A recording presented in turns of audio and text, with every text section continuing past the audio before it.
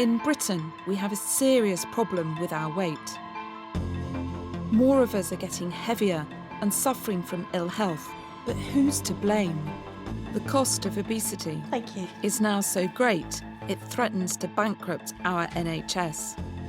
But what if I were to tell you there is a treatment that could help tackle our obesity crisis? I've never lost weight like that before. One we're not using because of an anti-fat prejudice. Why is it any different for fat people? Why do they have no responsibility? We don't wake up in the morning and think, oh, today I want to be fat. A bias that may even extend to our health service. I think there is a deep-rooted prejudice in some quarters as well. Meaning many patients aren't getting the best available care. I felt like I was completely dumped by the very people that were supposed to offer me all of the help that I needed. A prejudice that has made the problem worse for us all. I'm ashamed to work in a healthcare professional that actually treats people in such a manner. And we shouldn't be doing it.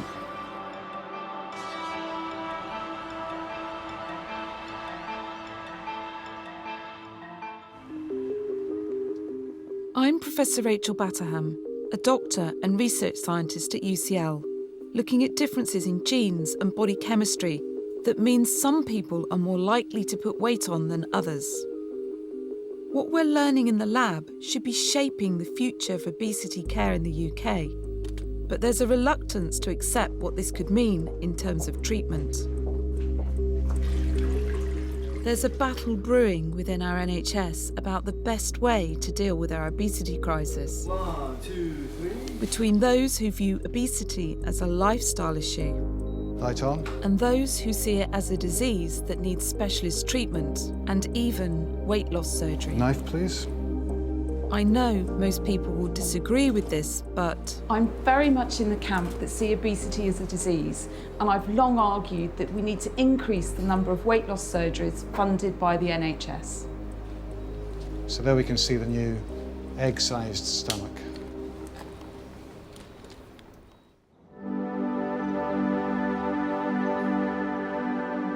before I start to make my case, let's meet someone who's just had weight loss surgery and is about to receive some life-changing news. Robert had weight loss surgery yesterday, and we're running some tests on him. It's not to see if he's lost any weight. It's too soon for that.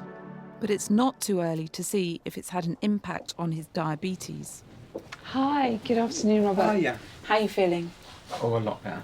Yeah, feeling really well. Yeah, so I didn't think I'd feel this well, if I'll be honest with you. So you've had the diabetes for 8 years, is that right? Yeah. And what's it been like? How's it affected you, having it? When you first find out you have it, it affects you really bad.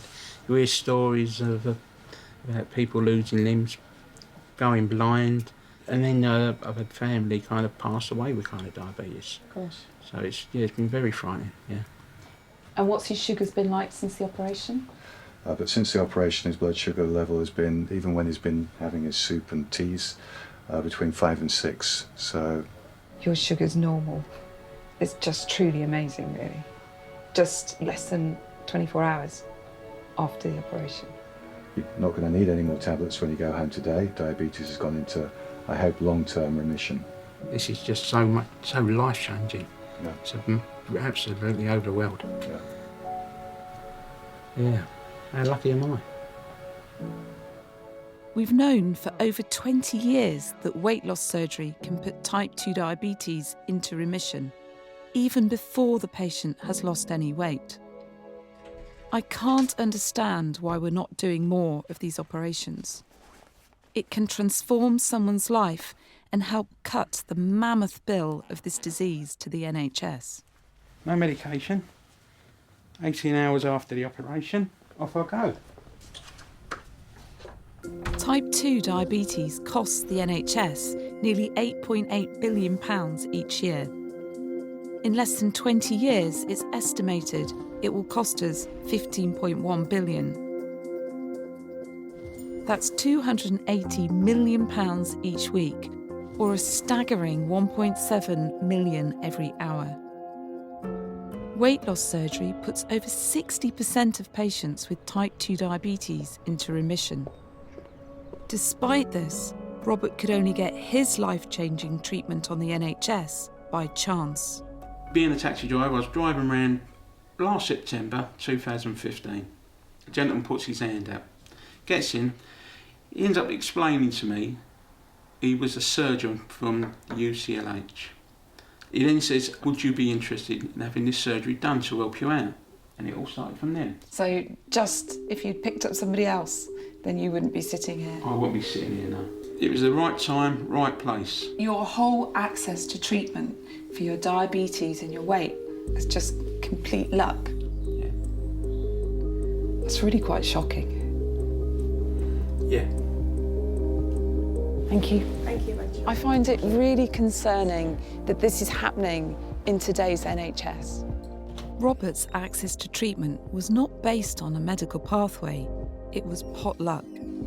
What's even more worrying is that there's thousands of other people just like Robert who don't know that weight loss surgery really could change their lives. In the UK, severe obesity rates have trebled over the last 30 years, and type 2 diabetes has seen a similar rise. But in the last 5 years, there's been a 30% fall in the number of weight loss surgeries on the NHS, with only 6,000 undertaken last year. I've come to Chichester to meet Chris Pring, a bariatric surgeon at St Richard's Hospital. Good morning, Chris. Nice to see you. To see if he knows why there's been a drop in numbers. And how many operations are you doing a year at the moment? We're probably doing about maybe 350 cases a year. A few years ago, we were probably doing about maybe 600 cases a year. So in the last 5 years, I've said we've seen quite a significant drop in the number of cases that we're doing. And why have the numbers gone down? It may be there's a bit of prejudice out there. You know, it may be that people don't feel this sort of treatment is not only worthwhile, but deserved. Do you think there's any prejudice within healthcare professionals? Unfortunately, I'd have to say yes, I think there is. I think there is a deep-rooted prejudice in some quarters as well. This is surgery to improve health, diabetes, blood pressure, life expectancy. This isn't surgery to lose weight. And if we can get that message across, then I think we will start to see our numbers increasing again, and rightly so. And we will see, I hope, that latent prejudice that I know exists, we will see that being eroded. It's shocking to think that people could be experiencing prejudice within the NHS, but it's something I'm hearing more and more. Can it be true that people are really discriminated against because of their weight? Hi, good morning, Richard. Hi, Rachel. How are Nice you? to meet you. Thanks for coming. After you. We sent out a survey to the UK members of Lighter Life Slimming Group and asked them what they'd experienced as patients when they accessed the NHS for treatment. And Richard now has the results. We had 991 people get back to us, and the response we got was staggering. The first question that we asked was, have I ever experienced any negative attitudes from somebody within the NHS because of my weight? The upsetting top-line figure is that 43% of the responders agreed with this. So almost 1 in 2 people with a weight problem are experiencing a negative attitude towards them. Whilst engaging with the NHS in their area, yes. So over a quarter of the people who'd responded to the overall questionnaire were happy to take the time to share quite personal stories about the prejudice that they'd encountered within the NHS with us. Perhaps you'd like to take a look. I was refused a consultation with a view to knee surgery because of my age and my weight. I went privately, otherwise I would have ended up in a wheelchair for the rest of my life. The operation was a success and I'm now able to walk normally again. It's just unbelievable. I was refused a steroid injection in my hip as losing weight would be more beneficial, so I remain in pain. I was told by my GP that my health problems were all connected to my overweight. I did not have the confidence to argue and did not go back for 3 years. My diagnosis of multiple sclerosis was delayed by over 4 years. Due to this, I suffered in silence. That is just appalling.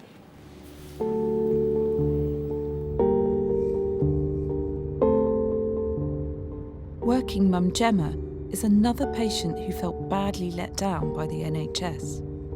I was referred by the GP to the NHS weight loss service. I think it was the most distressing actual weight loss experience that I've actually had. They have the NHS Eat Well plate, which is a guide to what you should have with every meal and the different food groups within them. I know that a lot of trigger in my weight gain are carbohydrates.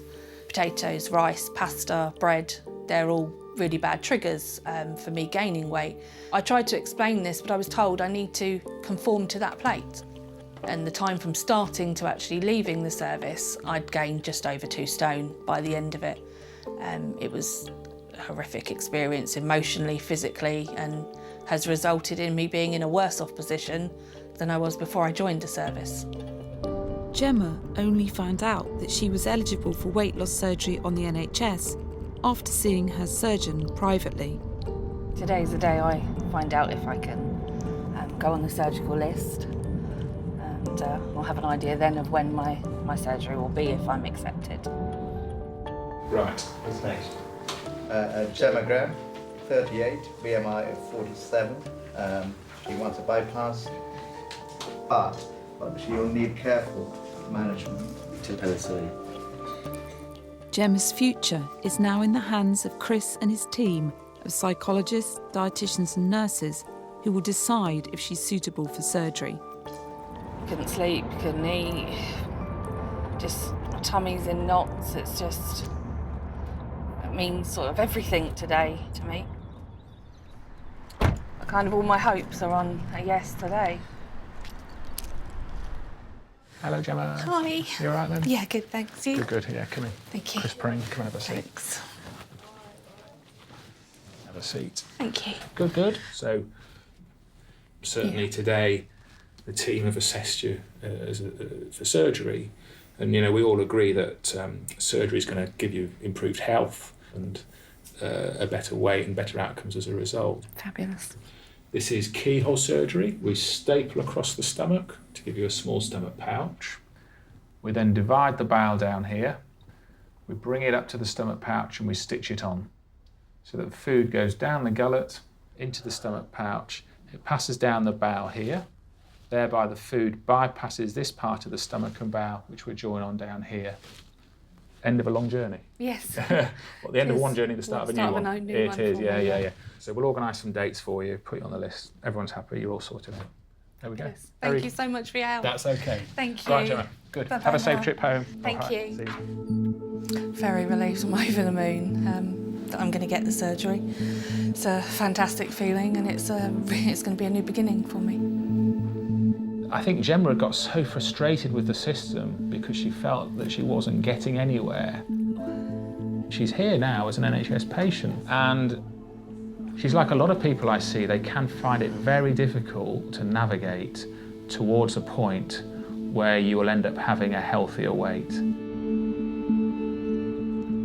For those lucky enough to get onto the surgical list here in Chichester, weight loss surgery is a daunting prospect and far from the easy option many people believe it to be.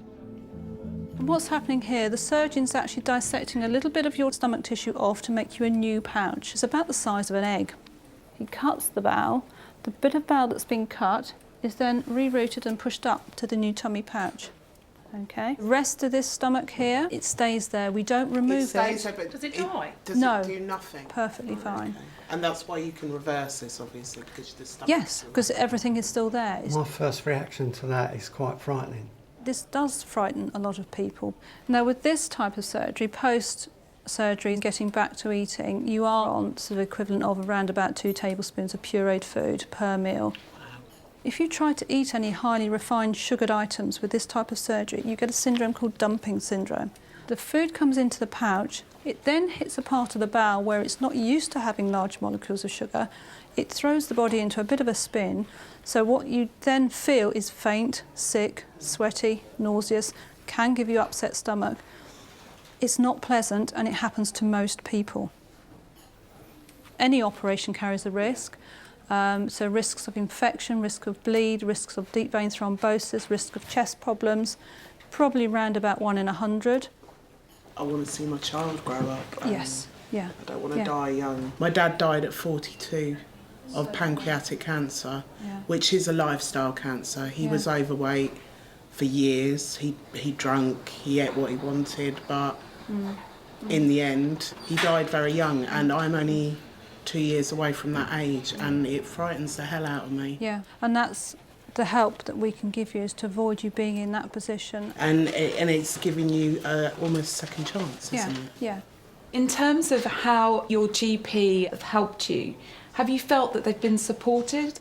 It took for me to find a very, very lovely, sympathetic GP who I'd sat down one day with, and I did cry, and I said, this is all facing me, I don't know what to do, and finally got a referral because doctor after doctor after doctor just refused to refer me. I think today shows us that it's really hard for people to access surgery, even when they're eligible under current guidelines. You get a bit stiff sitting down, don't you? In England, the National Institute for Health and Care Excellence recommends weight loss surgery for people with severe obesity or with a BMI of 35 or more with a significant disease like type 2 diabetes. Thank you. See you later. Wales and Scotland follow similar criteria, but in Northern Ireland it's policy to only provide surgery in extreme circumstances.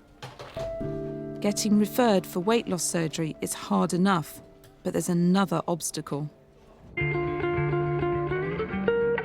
Before anyone can be assessed for weight loss surgery, patients are required to complete a diet and exercise programme known as Tier 3 for up to 2 years. Hi, good morning. Great to see you. Welcome to Rio. Let me give you a tour and show you what we do here. I've come to Rotherham to meet Dr Matthew Capehorn, who runs one of these programmes.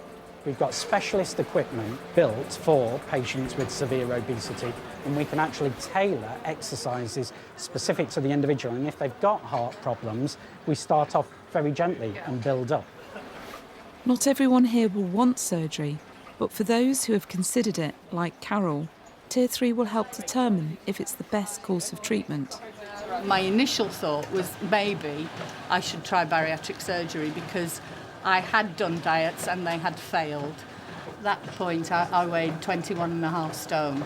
Okay. And that was quite horrific. And my BMI was 49. And in the last 18 months, I've gone down to 15 stone. And my BMI is now 34. That's brilliant. So it has been a very, very radical change. In absolutely. all. Hopefully, surgery won't be necessary because I know what I'm doing now. I know what I need to do. It is so important to have the right mental attitude and to develop that mental attitude, because effectively this is a lifelong change. Sometimes it's the ups and downs of that weight loss. Diet and exercise is only part of the programme. To be effective, patients attend therapy sessions and behavioural workshops. So what we'll do now is we'll go into one of our group sessions, which is a problem-solving session for patients that are finding it difficult to lose weight. Lots of people out there, including healthcare professionals, who say, well, weight loss is simple. You just need to eat less, exercise more. Yeah, but it don't work for everybody. I think it's quite ignorant for people to think things like that. Unless you've been in the situation and you are finding yourself struggling every single day. I mean, we don't wake up in the morning and think, oh, today I want to be fat. You don't. It happens over a period of time, and usually by the time you've found out, it's too late, you're already overweight. So all you can do then is try and stop that and try and work your way backwards to be healthy. People can binge drink, they can take drugs, they can smoke and things like that, but if you're overweight, oh, you must be lazy, you must eat loads and all this. I think there's too much prejudice involved with people that are overweight. I've seen it. People will nudge other people, have a good look at her. And it does hurt because you know that you're really trying your best. And what I found with coming to Rio is, it's helping me realise that these people can, you know, they are ignorant. I do agree with you for having those opinions, because unfortunately through my upbringing I didn't know this is a good food, this is a bad food, this is... So now I'm re-educating myself as to what goes in and what these foods will do to help myself lose that weight. Thank you so much for being so honest. I really appreciate your time, and we'll leave you to your session. Thank you. Thank you. I'm impressed with what I've seen. This service helps over 1,000 people every year, and I think it's the ideal preparation for the small number that then go on to have surgery. So the key thing is bariatric surgery or weight loss surgery is the most cost-effective weight loss intervention for certain people, if it's the right person. But who's doing that screening? We need tier 3 centres like this to identify the right person and also to treat the patients who, for whatever reason, aren't suitable for the weight loss surgery. Mike, you've got fantastic service and facilities here. Is your funding going forward secure? Well, no, it isn't, and in the slightest, and it's very frustrating. We only have secure funding until July of 2017, and so we could end up, despite all of the great services that you've seen, we could lose all of it. That's worrying. How will our Rotherham patients feel if they lose the one place where they know that they can come to, where they get free NHS advice and support to actually help them lose the weight, become more healthy and get them that surgery? They must feel like second-class citizens. With services like this at risk of closure, it's clear to me that we're just not taking the obesity crisis seriously. If we're not getting it right here in Rotherham, that has one of the highest obesity levels anywhere, then what hope do we have? Without NHS diet and exercise programmes, people will be left with no support to lose weight or a pathway to surgery. Surgical intervention is the most effective treatment for long-term weight loss and improved health. But I'm concerned some patients don't even have access to Tier 3. Last year, Professor John Wass carried out a report on the availability of NHS Tier 3 services across England. Good trip? Lovely, yes. I'm sorry about the weather. Terrible. John, you carried out this survey looking at Tier 3 provision on behalf of the Royal College of Physicians. How comprehensive is access to treatment? It's far from comprehensive. There's only 67% of the country covered now, so that there's 30 more or more percent not covered, and that means that there's a real postcode lottery. There is not adequate provision up and down the country to Tier 3 and therefore to surgery. And I really do worry that the situation is going to get worse. The NHS needs to be doing far more for people struggling with their weight. But not everyone shares my opinion. I am a fattist. I find obese people unappealing, and they are a strain not only on their clothing, but on NHS resources. The obese should pay for their treatments. Amanda Patel is a well-known newspaper columnist. Her views are read by millions. What this is doing is fueling a public anti-obesity agenda. How are we going to even think of obesity as a real health problem if we're saying it's totally down to the individual? As a professional who works with obesity every day, I want to understand where Amanda's prejudice comes from. Yeah, it's good to meet you. Thank you so much for agreeing to chat with me today. I did have second thoughts about it because we do have quite different views on this whole subject. So for a person who is really struggling to lose weight, to read something in the newspaper that actually it's all their fault and that they should have no support from the NHS, I think that's quite a damaging sort of standpoint to take. These are self-inflicted conditions. People stuff their faces with too much food and don't get off the sofa. You've spent all this money on wrecking your life and wrecking your body, and now you expect us to pick up the tab. think that's a very interesting view. There are lots of people not getting any treatment. There are lots of old people who are not getting meals provided for them because so many billions now are going to treating people who are fat. We know that actually weight loss surgery reduces the cost of the drugs, reduces the chances of dying by 40%. Gastric bands, basically, that's what we're talking about, that kind of... It's not gastric bands. Okay. So it's specifically not gastric bands, it's gastric bypass and Okay, so it's much more severe. gastrectomy. Right. Well, if they had surgery today, they would most likely go home tomorrow off all their treatment. And when people come back 6 months after surgery, they've lost my body weight and more. And that weight stays off for lifelong. It's not that it restricts the ability to eat, it changes the way their brain responds to food. But surely, if someone's faced with something like, here's a drug that we can give to a young mum with breast cancer so she can have 5 extra years of life, compared to someone who comes in really overweight, the sympathy is going to be all in the other direction. But you've highlighted some of the key problems that come with overweight and obesity. As you increase your body fat mass, then your chances of dying, your chances of diabetes, your chances of cancer really escalate. See, that's the interesting thing that you said, is if you're fat, you're much more likely to get a whole range of cancers. Yeah. But that education isn't out there. No. You know, I can see on a pure calculation, if you take someone who is not treated and is obese for their entire life, they're going to be a huge burden on the NHS and onto the taxpayer. And if you just take the cold hard facts, a really obese person, an operation that will be paid for by the cost of what it would cost on the NHS to treat them within a few years. The outcome of this is that they will not go back to being obese again. Yeah. It's kind of a win-win. It's incredibly effective, but we're not using it in terms of a treatment. The right information just isn't out there. But if I can sway Amanda, I'm hopeful society's views towards weight loss surgery can also be changed. Prejudice against weight can leave people like Mark feeling unworthy of help. I wish something had worked and I didn't have to have the operation, but I know that it's the only way that I can get out of the hole that I've dug. Nice to meet you. You too. Come down.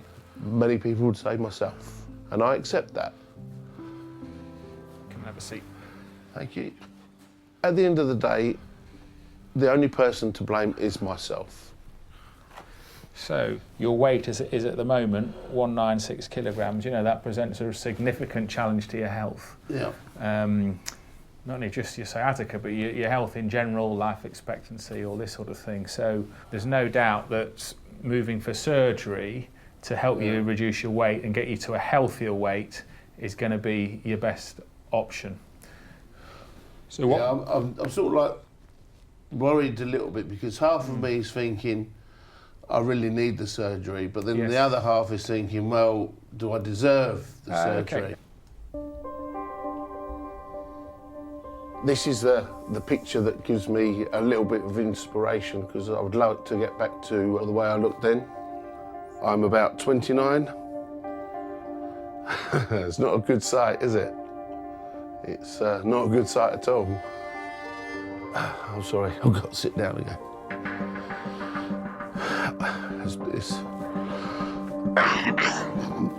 Mark has sciatica, a trapped nerve, that is restricting his mobility. He has to take painkillers at 3:30 every morning so that he can work as a driver. I got lost in the system and I then took matters into my own hands and phoned up. They said, well, you've been in the system too long, we need to move on now and get you the surgery as quickly as possible. You know, normally it's about 18 months to go through the program. In my case, it just ended up that it was about 4 years. And I know that the only way now is to have that operation because I know that it will basically save my life. And if I carry on the way that I am, or if I'm left the way that I am, I will die.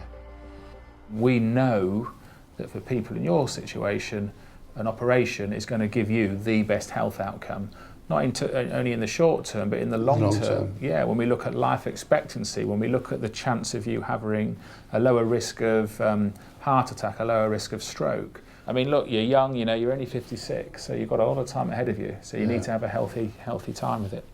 And I would say to you that over the course of the next 6 to 8 months, you will probably lose about 1 stone a month. But the most important thing is that it's the right thing for you, and it's the treatment that's going to make you healthy again. I'll see you again on the day that you have your operation. Smashing, you don't know how much of a weight that is for me, isn't it? Good on you, Mark. Thank you very much. Yeah, we'll get there. Right, let me show you out. Thank you. I think if this was another health issue, there'd be more emphasis and determination in seeking effective treatments. But I think as a health community, we are tending to ignore this as a problem. And this isn't difficult on an individual level. This is difficult on a global level. And we are suffering, in the Western world particularly, from the health consequences of weight. Let's look at the bigger picture here in Britain. How widespread has the obesity crisis become?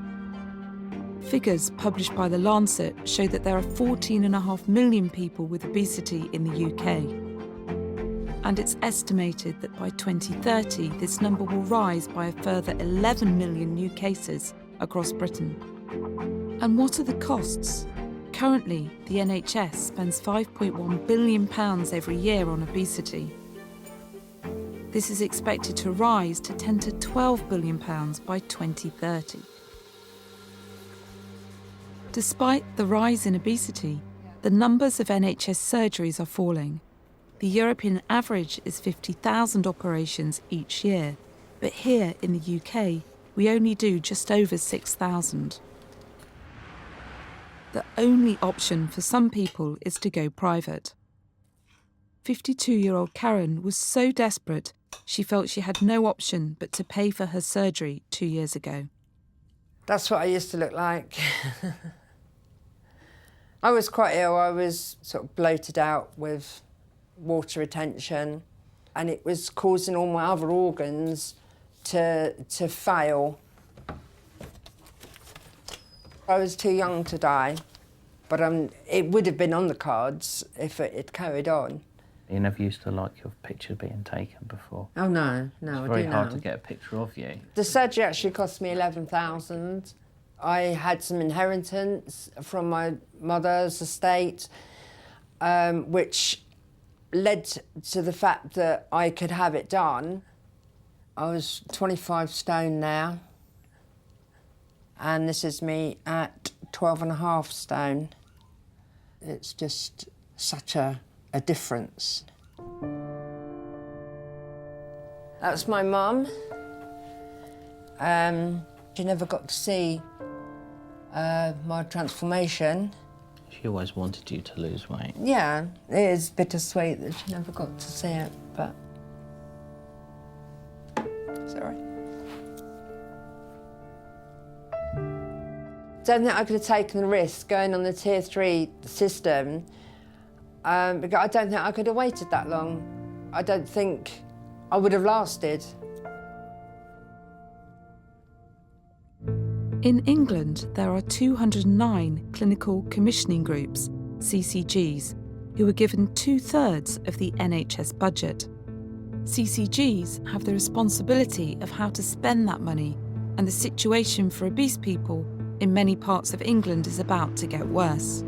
They face being denied access to routine care like hip operations that are readily available to non-obese patients. If you're in the Vale of York and you have a BMI of over 30, which is obese, then you can't have orthopaedic surgery to replace a knee. The bottom line is that the money is not there, and this means that this group of people is actually disenfranchised. They're actually illegitimately sort of victimized, if you like. There are some people that have been waiting for huge lengths of time. So in certain areas of the country, if you have a BMI over 30, then you're discriminated against in that you can't have access to surgery that other members of the population can have. How can that be fair? It's not fair. And it's not just the Vale of York CCG delaying treatment based on a person's BMI. A recent report from the Royal College of Surgeons found that about 1 in 3 CCGs have a mandatory threshold to access surgery based on weight and smoking status. We asked the Vale of York CCG for an interview, but they declined our offer. A number of CCGs with similar criteria also refused to explain the rationale behind the policy. However, North East Essex CCG, who have a BMI threshold of below 35 for routine surgery, did agree to speak to us. This shouldn't really be seen as a cost-cutting exercise, because what we're hoping for is that when we have patients who have a body mass index of above 35, they're able to put into place a change in their lifestyle that allows them to bring their body mass index below 35, and we can still carry on and have that surgical procedure, but through the process they may have gained a health advantage. If you start discriminating on who should have treatment on the grounds that there are one lot perhaps who are seen as secondary citizens because they happen to be overweight compared with those that have led a more healthy life, I think that's creating a two-tier NHS. Now that's not good. That is rationing on grounds that really are not humane. Bear in mind, this isn't meant to be a punitive measure, it's meant to be around improving better health outcomes for our patients, and so that's why we put it in place. NHS England issued a statement saying, ultimately these are legally decisions for CCGs, but informed by best evidence and national guidance where appropriate. 69-year-old Helen is waiting for a hip replacement, but she's been told to lose 5 stone before she can be referred for surgery. I've struggled with weight really since a child. When I was 10, I had osteomyelitis, which caused my ankle to be really misshapen. As the years have gone on, it's made my knee and my hip start to go. It's like the chicken or the egg. Which comes first, the losing of weight, which isn't going very fast, if at all, or having the operation and being able to move around a little. 5 years ago, we went dancing. I went to exercise classes. Can't do any of that now because I can't walk fast enough. I'll get... well, if you bring it down for me. Okay. Then, are you okay? Yep. I just think in the future, if I don't have anything done, I will end up in a wheelchair. But I used to do all this area of gardening. That was her bit? Yes, that area was my bit. And I just can't get down to it. It's hurt too much. Can't see any way out of it, really, with this hip. It's going to get worse. And they keep on telling her that she's got to lose this weight. Well, it's quite hard to lose weight when you can't exercise. Okie doke. I am getting worse, and I do feel as though I could be housebound.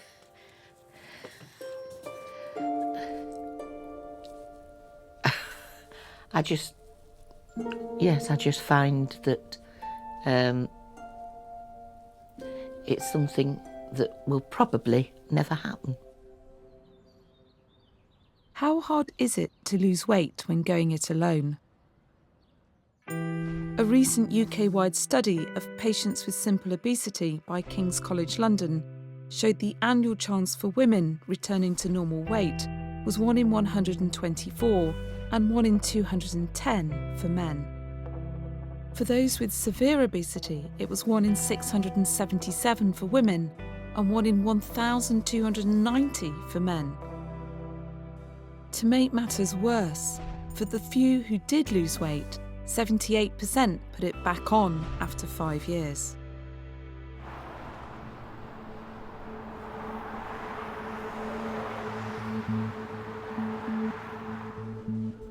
Mark's road to surgery has taken 4 years, and today he's finally getting his treatment. It's like the light is at the end of the tunnel. It's a life-changing operation, and it's going to improve my life no end. Many people believe Mark's treatment is too expensive And it's true to say the NHS can't afford to operate on everyone who qualifies. Hello there. A number of studies state that weight loss surgery pays for itself within 2 to 3 years due to savings on drugs. A recent, more comprehensive study by King's College found that despite the cost of weight loss surgery, between £7,000 and £10,000, it's one of the most cost-effective treatments of any kind available to the NHS. There we go, all done. Thanks, Hazel. Cheers, Sharon. Cheers, Rich.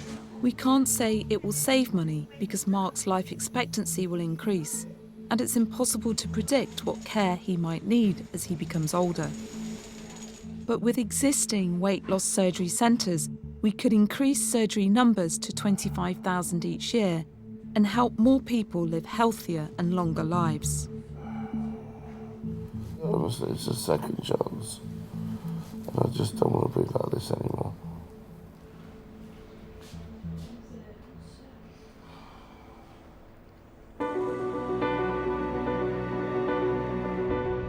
I'm on my way to Harrogate to meet 59-year-old accountant Philippa.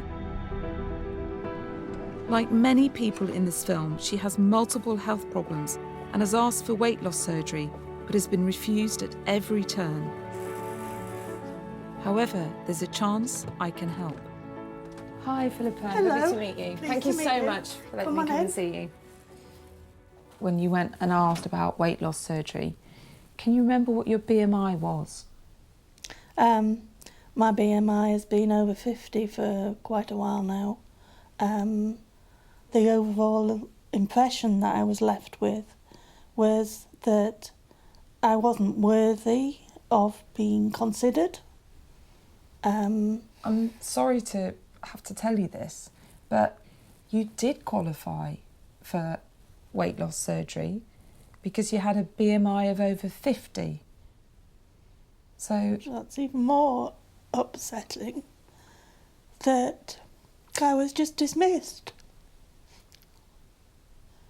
So what's happened since?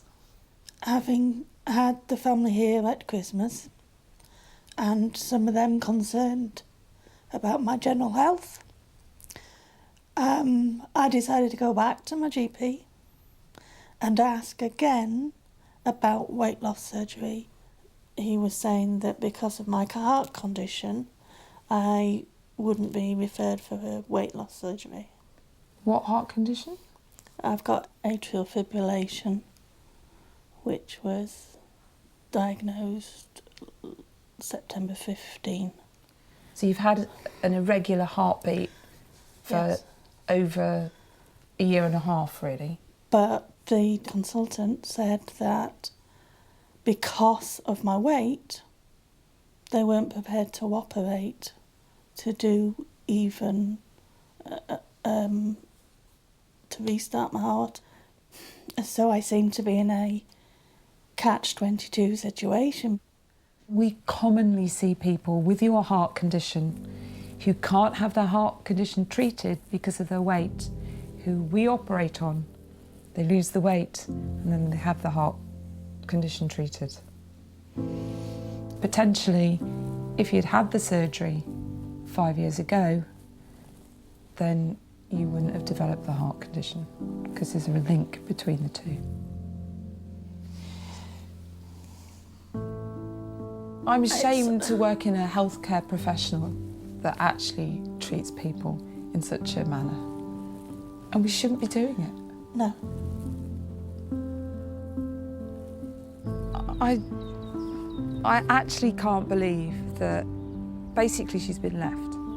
She has severe obesity, type 2 diabetes, a heart condition, and she's stuck. I just think that it's terrible that we're leaving people in this situation with effectively no way out and not supporting them at all. Philippa needs surgery for health reasons. I'm going to see what I can do to get her the help she needs before it's too late.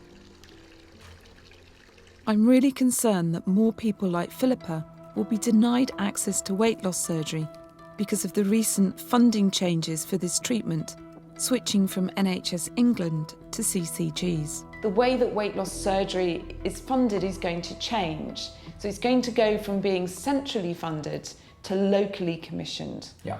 What impact is that likely to have? When the money comes down from NHS England, I worry that it won't get ring-fenced, and so that it could easily be absorbed in the CCG's general financial pool. And we already know that there are huge numbers of CCGs that are in financial difficulties, which is a real worry. If Philippa doesn't get the help she needs, her health is set to get worse.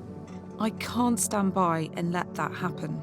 Her referral has been a real race against time. And if I'd seen her just a few weeks later, then she wouldn't have been able to access weight loss surgery.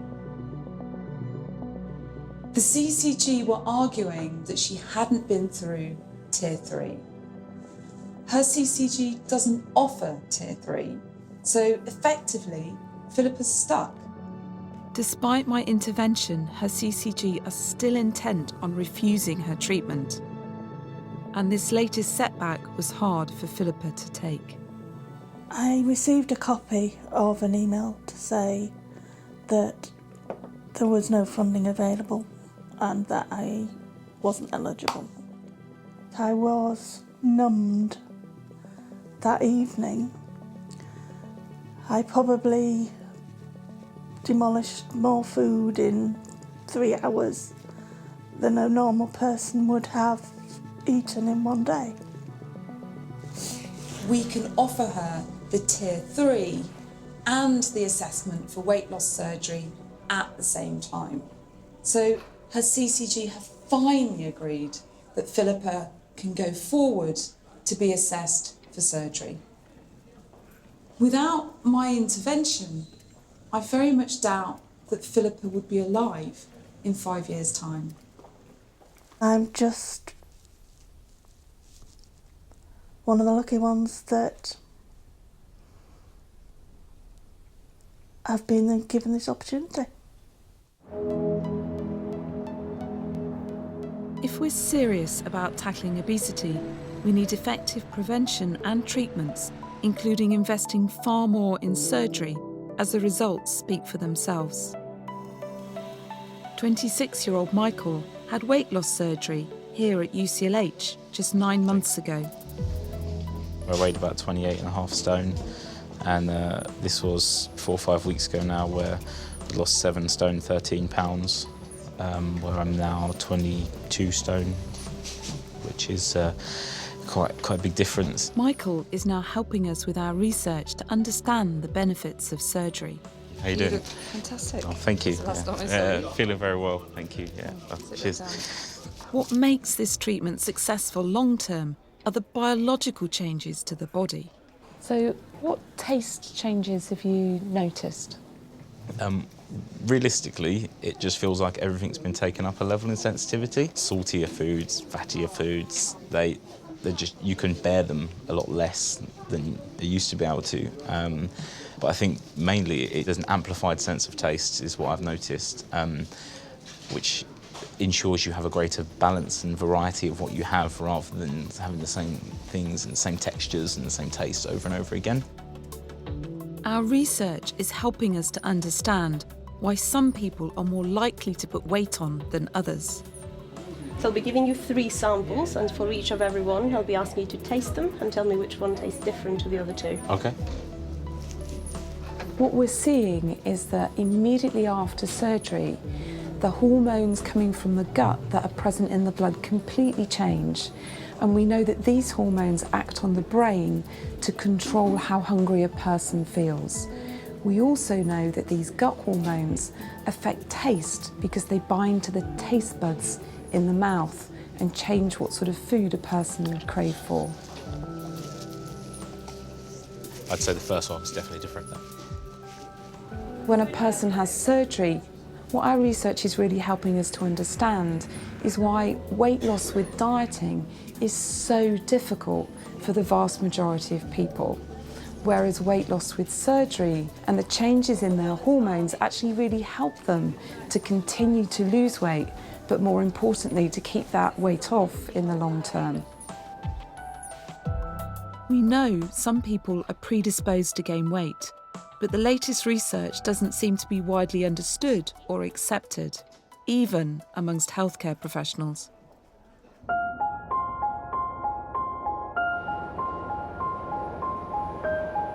If we're going to increase the number of NHS weight loss surgeries, we need to educate the wider medical profession on how the surgery works. So I've invited a group of GPs and CCG commissioners to share my research with. These are the people I have to convince. Thank you, all of you, for coming today. I really need your help to try and understand why GPs and commissioners are not really pushing for more access to bariatric surgery. So, how is it working? It's become recognised that the gut plays a key role in regulating how hungry you feel and also your blood glucose. Now, there is a gut hormone called peptide YY, and when a person eats, the levels in the blood go up and they stay elevated for several hours depending on what you've eaten. Children and adults with obesity have low levels of this hormone that tells your brain if you've eaten. So when they eat, the brain isn't getting the right signal to say you've eaten enough food. Ghrelin, which has been dubbed the hunger hormone, we know that this hormone again acts on your brain to tell you to eat. After surgery, PYY, which is a fullness hormone, they go up. Ghrelin, which is the hunger hormone, goes really down. And why do we get the taste changes? Well, in your saliva, you have all these gut hormones, and your taste buds have got receptors where these hormones bind to. So when we change these hormones coming from the gut, we change the saliva and we change taste perception and how people taste different foods. Patients no longer feel hungry. And when we image their brain now responds completely differently when we show them pictures of food. By replumbing the gut, we're changing the nerves, we're changing the microbiome, and it's all of these things together which lead to the beneficial effects of surgery. I'd really like your comments as to why you think that sort of weight loss bariatric surgery isn't being more widely commissioned or being made available. Well, first of all, I do confess that I wasn't aware, and perhaps it was more of a misconception of the risk or less risk in terms of the surgical interventions. So what's missing in order to really facilitate the right treatment to the right person? I feel that there probably is lack of awareness of what is the outcomes that can be achieved at the bariatric surgery, Tier 4. And I wasn't entirely aware of the hormones studies that you've quoted as well, and it's interesting to see that. I don't think there's any question that there is great benefit in managing obesity and treating obesity. The difficulty is I think there probably is a lack of information out there at primary care level in terms of the benefits and balancing the risks. And I don't know whether there's a great deal of public sympathy out there for obesity, and I think that's a barrier. I completely agree that this kind of surgery is extremely effective, impressively effective. But for many people, and we are influenced by society at large, many people's view is that morbid obesity is a lifestyle choice. It's self-inflicted. There's a lack of sympathy, and that impinges on the decisions that we make sometimes. It's a pity, but I think it's the case. I think that as healthcare professionals, we really need to instigate this. See, I think until doctors take it serious, how can we expect patients to? We probably have got an unconscious bias over obesity. Thank you so much for your time. Thank you. Really appreciate it. So I think raising that scientific justification for bariatric surgery is the biggest take-home message. As a commissioning group, we would be accountable to our population for our spending. So it's just about getting the country better informed, as well as clinicians, around the benefits and the merits for bariatric surgery. I found it quite surprising that there seemed to be a lack of understanding of the health benefits and also a complete lack of understanding of how the surgery works. It tells me that we obviously need to do a lot more to actually get out to CCGs, to talk to GPs about the health benefits that surgery can bring.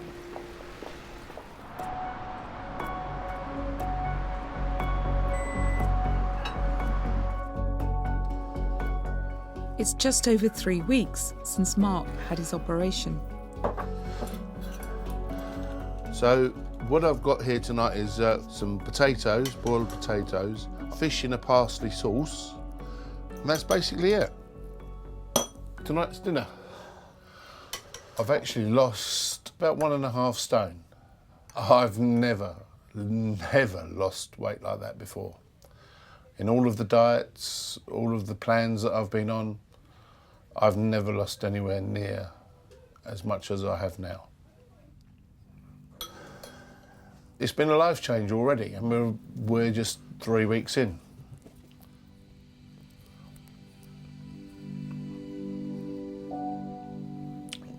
This meal here is going to take me at least 20 minutes to eat, if not longer, because I try to let everything settle before I take another bite.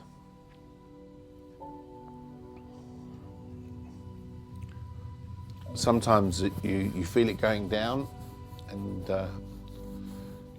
there's like a little button.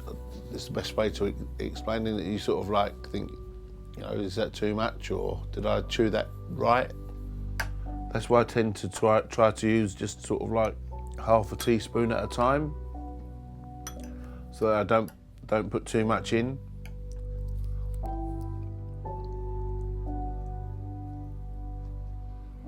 Ever since the up, I felt a different person, to be honest. I've been out for a meal, not a problem. I just order from the kiddies menu. So I'm a cheap date.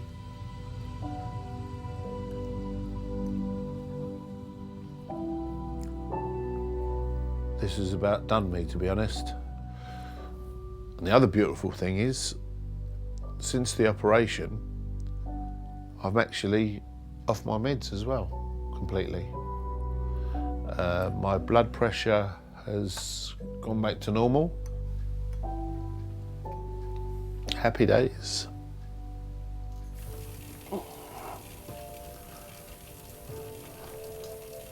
We all know someone whose life is affected by their weight. I began the programme by asking who is to blame and why more is not being done to tackle our obesity crisis. Commissioning of obesity services to help people manage their weight is a postcode lottery. Worse still, many of the people that we've met, including healthcare professionals, believe that there's a prejudice within the NHS that is preventing people struggling with their weight from accessing healthcare services. Weight loss surgery really can transform a person's life. But despite this, I fear that the number of operations undertaken is going to fall even further. This will effectively condemn thousands of people to years of unnecessary ill health. Rather than adopting a postcode lottery approach to treatment, we need to make sure that people can access specialist obesity services, including surgery. Both to tackle our obesity crisis, but also to preserve the central ideal of our NHS of providing good healthcare to all.